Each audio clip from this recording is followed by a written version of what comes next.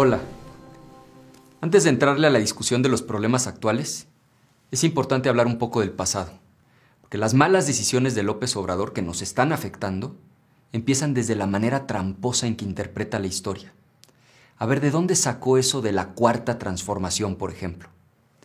En su relato, la primera gran transformación fue la independencia de México, como resultado de una larga guerra intermitente que duró 11 años, del Grito de Hidalgo hasta 1821. Después, buena parte del siglo XIX transcurre entre fuertes pugnas, fuertes conflictos entre liberales y conservadores. La Reforma, que sería la segunda transformación, resuelve esa disputa. Afortunadamente triunfan los liberales con Benito Juárez a la cabeza y tras derrotar al imperio de Maximiliano, la República se restaura. 9 años después, Porfirio Díaz llega al poder, en el que permanece unos 30 años. Y la tercera gran transformación es la Revolución, que derroca a Porfirio Díaz. Ahí están las tres grandes transformaciones de la narrativa gubernamental. La independencia, primera transformación; la Reforma, segunda transformación; la Revolución, tercera transformación. Bueno, pues según López Obrador, su llegada al poder representa ni más ni menos que la cuarta transformación. Y aquí empieza el problema. Lo primero que hay que señalar es que ningún movimiento político puede atribuirse en la historia un lugar que no se ha ganado. Vaya, ni Benito Juárez se atrevió a afirmar que él era el protagonista de la segunda transformación. Ese lugar en la historia se lo ganó con hechos. El rasgo más preocupante de la manera en que López Obrador interpreta la historia de México está en su megalomanía, o sea, en su delirio de grandeza. Fíjate nomás, ya se proclamó el protagonista de una transformación que él se imagina a la altura de las tres transformaciones previas. Por eso en el logotipo del gobierno aparecen los personajes que López Obrador eligió de cada una de esas transformaciones. De la independencia, Hidalgo y Morelos; de la Reforma, Benito Juárez; y de la Revolución, Madero y Lázaro Cárdenas. Y quizá tú ahorita estés pensando, bueno, ¿y qué tiene de grave y de peligroso para México? ¿A mí qué más me da lo que este señor crea? Pues es que la historia nos enseña que la extrema vanidad y las ínfulas de grandeza conducen a grandes errores que se traducen en catástrofes y calamidades. La historia nos enseña que el gobernante megalómano no escucha, no cambia de opinión, siempre cree que tiene la razón y aún frente a la evidencia en contrario, pues siempre tiene otros datos. ¿Quién le va a venir a enseñar algo a alguien que se cree del tamaño de Hidalgo o de Benito Juárez? Y lo más peligroso, un megalómano jamás rectifica, porque cree que su estrategia es la correcta, aunque todo indique que el barco se está hundiendo. Es un poco como el loco que va en el periférico en sentido contrario y piensa que los demás son los que están equivocados.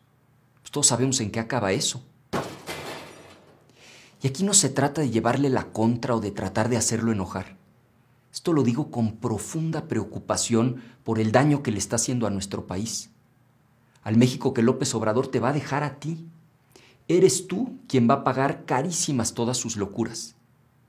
Es urgente que sus colaboradores dejen ya el silencio cómplice y la lambisconería, que le hagan ver sus errores y los costos que sus errores están teniendo en la vida de la gente, en la vida de quien hoy no tiene trabajo, en la vida de quien hoy no tiene ingresos, en la vida de quien hoy tiene un familiar enfermo o ya perdió a un ser querido. El momento que estamos viviendo ha sido calificado por muchos expertos como la crisis más grande de la humanidad desde la Segunda Guerra Mundial. Fíjense, la Segunda Guerra Mundial terminó hace 75 años y seguimos hablando de su impacto en el mundo de hoy. Les aseguro que de la misma manera dentro de 10, 20 o 75 años se va a seguir hablando de la forma en que esta pandemia cambió al mundo. Quienes la vivimos recordaremos las noticias al principio muy lejanas que nos llegaban de China. Recordaremos la alarmante propagación por Europa y nos recordaremos a nosotros mismos poco después encerrados en nuestras casas. Recordaremos cuando nuestros amigos y nuestros familiares perdieron su trabajo. Recordaremos la angustia cuando supimos del primer contagio entre nuestros conocidos. Y muchos sentiremos el dolor profundo de haber perdido a un ser querido. Una característica compartida por los grandes líderes de la historia es que fueron capaces de identificar los hechos de su tiempo que en el futuro serían vistos como auténticos parteaguas. Ese es Juárez en la Reforma, Churchill en la Segunda Guerra Mundial, y con grandeza supieron estar a la altura de las circunstancias. Cuando pasen los años, ¿qué recordaremos de quien en este momento crucial conducía los destinos de México? Lo que son las cosas.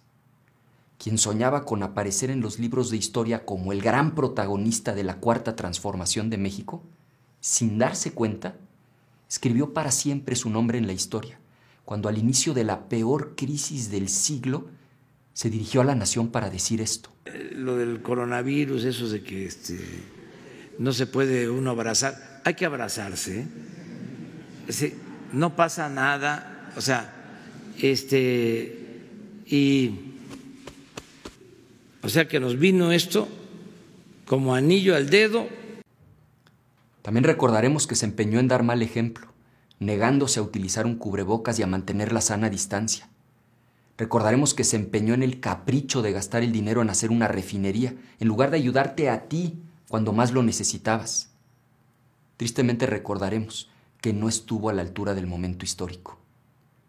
Pero también recordaremos lo que la pandemia nos enseñó. Habremos aprendido de lo perdido y de lo que con esfuerzo rescatamos. Recordaremos que en los peores momentos nos unió la solidaridad y que afrontamos el reto con coraje y determinación.